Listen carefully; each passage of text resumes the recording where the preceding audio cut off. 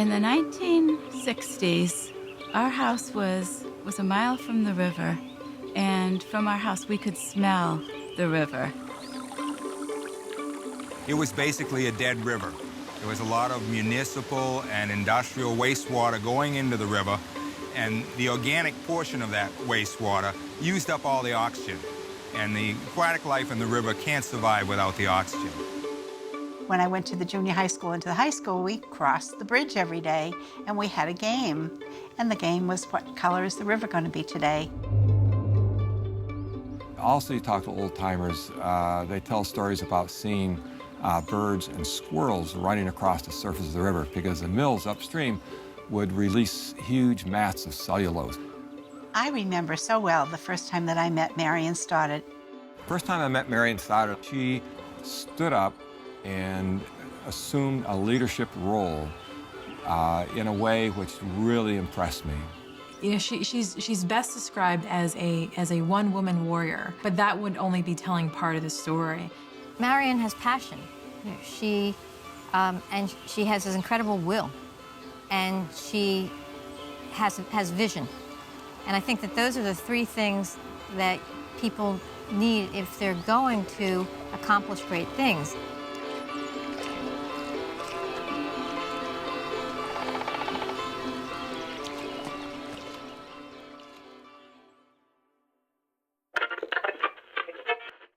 There was one Sunday, I had the radio turned on, and there was this program. It was an inspirational program.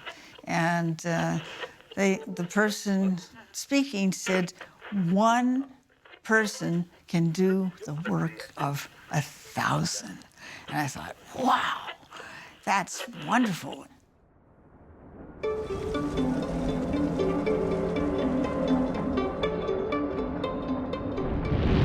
As America industrialized through the early 1960s, there were no environmental laws controlling the discharge of pollution. Companies and municipalities simply dumped their waste into waterways. Across the nation, rivers became more polluted than they ever had in human history. We were young once in Lancaster's Valley, running on the town, green the fields and woods, till one day your mama said, don't go near the river's bed. When Ash was dying with the city's poisons, that old river's gone for good.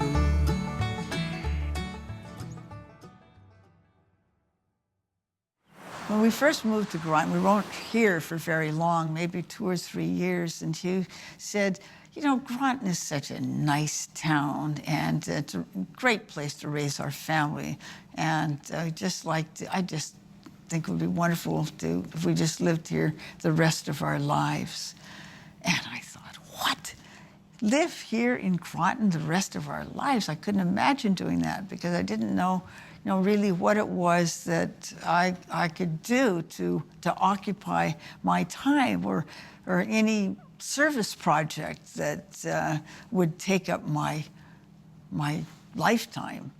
And so I found that, extremely depressing. I mean, very, very depressing. I could not imagine that. And I was thinking then, why am I here on this earth? What is it that I'm supposed to be doing? Marion and Hugh knew the river near their backyard was polluted, but the Nashua River turned out to be one of the 10 worst in the entire country due to municipal waste and paper mills that regularly dumped toxins and multicolored dyes into the river.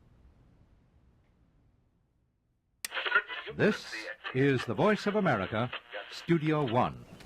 This land was made for you and me, Marion Stoddart, a housewife from Groton, Massachusetts. And because it was made for us, it's up to us to preserve it. That's why I got started in the fight to clean up the Nashua River in Massachusetts.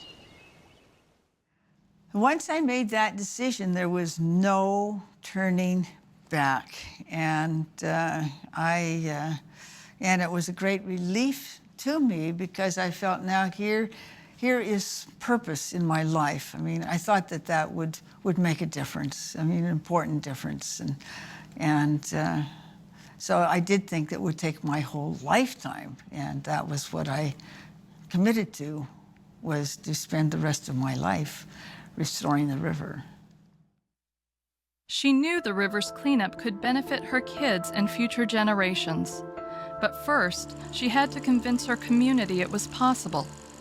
In 1966, the federal government had passed preliminary clean water legislation, but no state had. Through petition drives and grassroots organizing, Marion and her allies had to make local and Boston politicians stand up to the powerful forces of industry and pass the first statewide Clean Water Act in the nation. I think that people at the time that the river was so polluted had come to accept its being polluted, and that it just had become worse gradually. As children, my mother would get so angry when she heard people say something about any problem, the dirty river or any other problem. Well, why don't they do something about this? And my mother would say to us, who do they think that means? Who are they? Who are these people who should do something about it? We are the people. We are the ones that can do something. Guys, what's your favorite thing about the river? Swimming. The kids, when we tell them what the river used to be like, sometimes their reaction is sort of like, you gotta be kidding me. And we often have a slideshow we do with them where there's actually a picture, so there's evidence. They can see it when it was red, they can see it now when it's a lovely bluish green.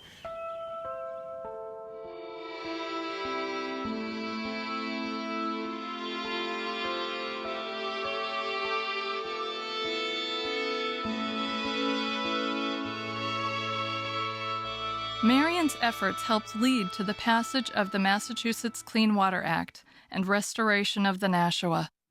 It's one thing for the government to say this is the right thing to do, and still another thing to have it actually happen.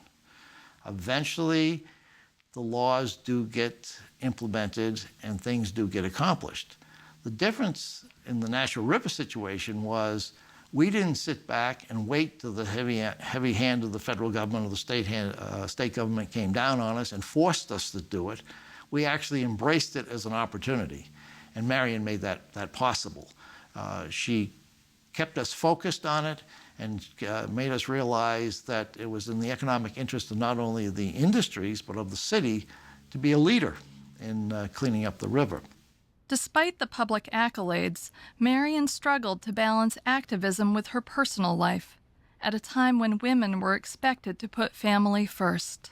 I wanted to be the perfect wife and mother and friend, and I knew that I wasn't. She was profiled as citizen hero on the Today Show and honored by the United Nations. Her efforts to clean up the river are chronicled in a children's book that is standard curriculum for most fourth graders in America today. People make a difference, and that you don't have to be someone special or someone, super bright or super anything. It just be an ordinary person who makes a commitment, first has a vision of what they would like, and then make a commitment to that vision.